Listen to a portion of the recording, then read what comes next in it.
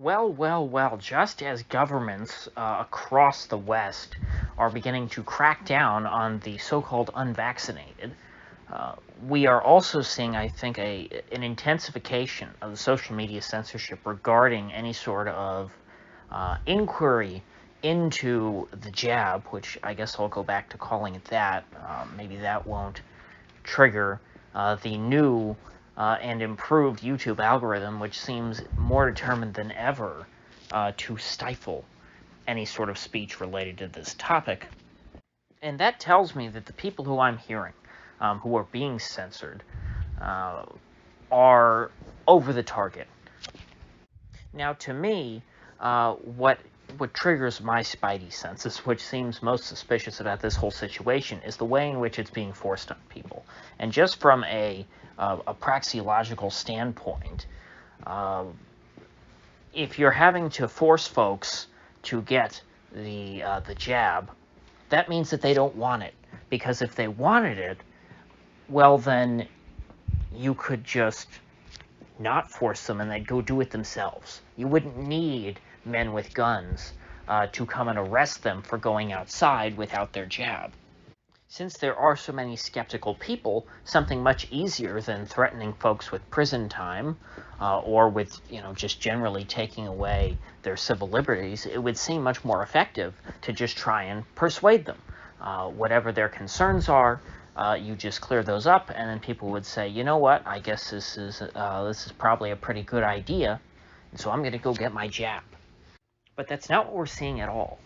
Any sort of questioning is not even being met with derision. It's being met, it's just being completely silenced. It's not that people who question the jab, any sort of aspect of it, it's not like they're just ridiculed in the public square.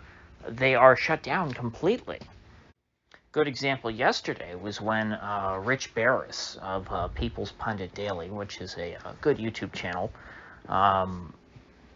he's a pollster. He normally does polls and public opinion stuff. Well, he discussed for a bit on his show yesterday the vaccine adverse effect reporting system. And he brought up some criticisms, I guess, that people have had in the past with this system that the CDC has, not specifically in relation to the current, jabs that are going around, but just in general. And he was questioning, I guess, the algorithm that they use to determine whether or not there's a there's a level of risk, or there's a sufficient number of adverse effects being reported that should trigger some sort of flag.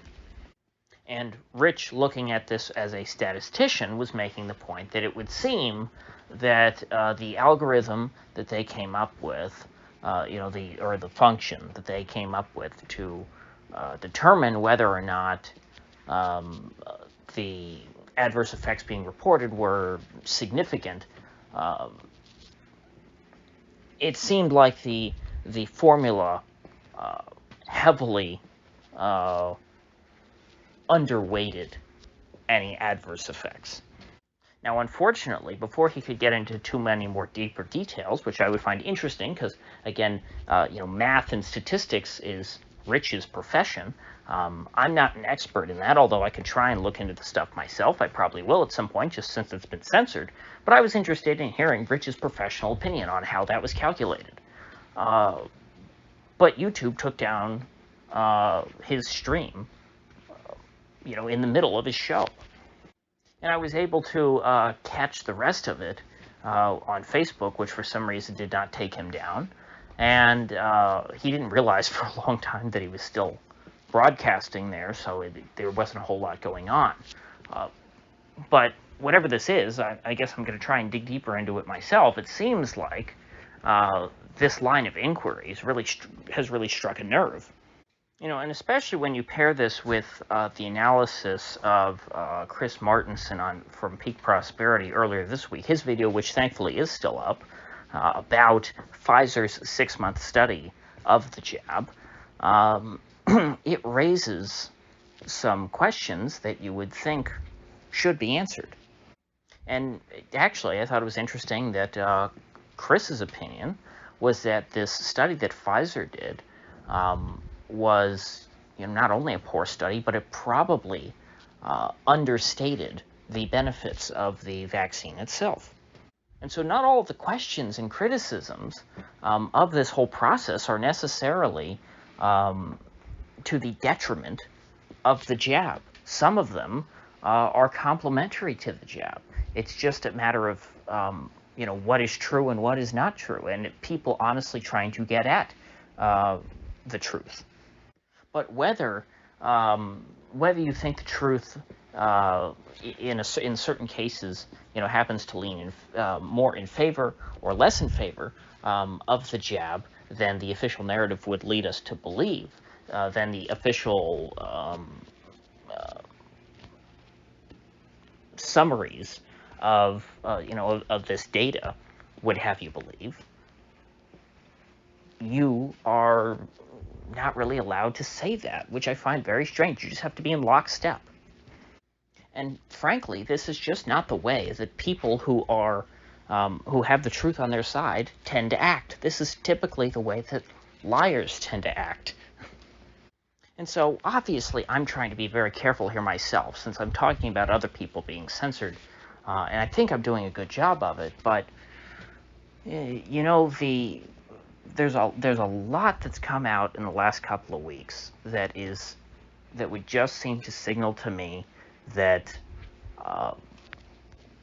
there is something wrong here. I don't know what it is exactly. I'm going to have to look a lot more into that.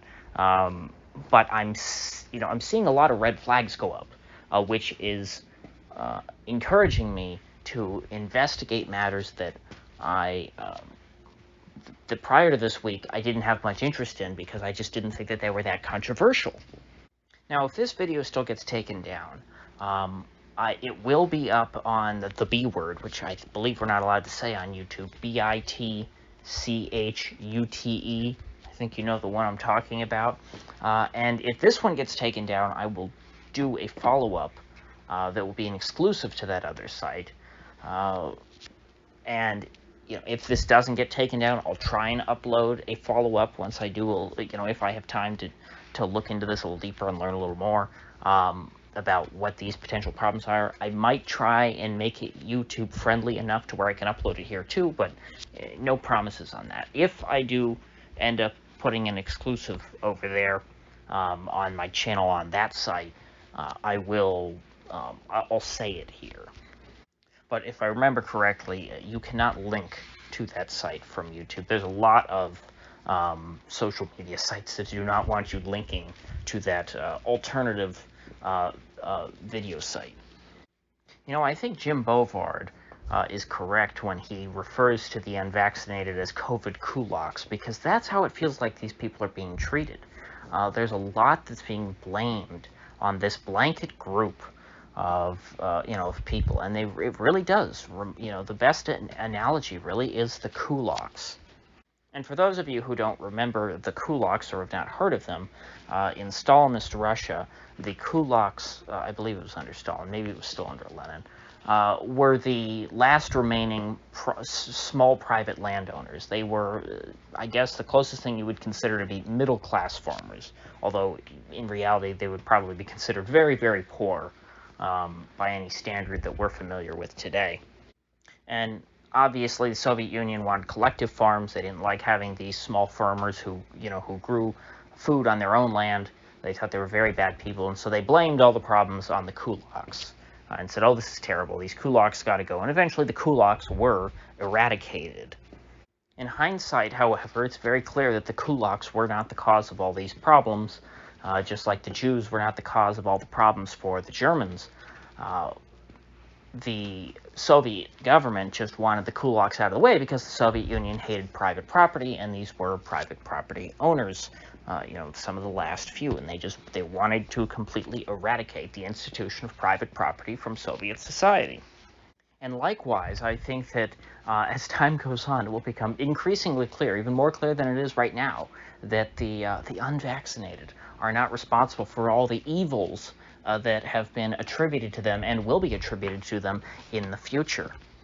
It would seem, based on how the authorities are acting, how they are not addressing legitimate criticisms, how they continue to just try and stifle anyone's speech who does not go right along with the plan, it would seem to me that their focus then is not just, good faith public health or trying to focus on the well-being of individuals, because this is not how you would act in that kind of a situation. It seemed to me that there is an ulterior motive. I don't know what that is, but that's just what their actions indicate. Perhaps it's money. Obviously, there's a lot of money at stake, and if, for example,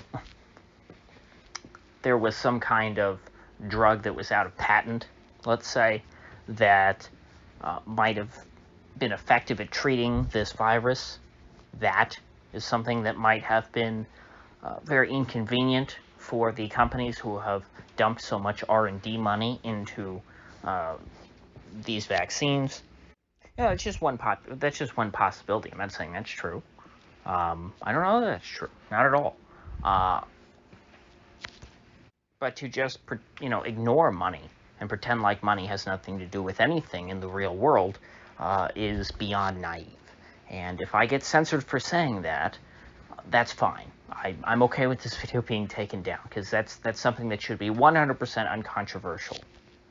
So, with that said, I will see you folks back here tomorrow.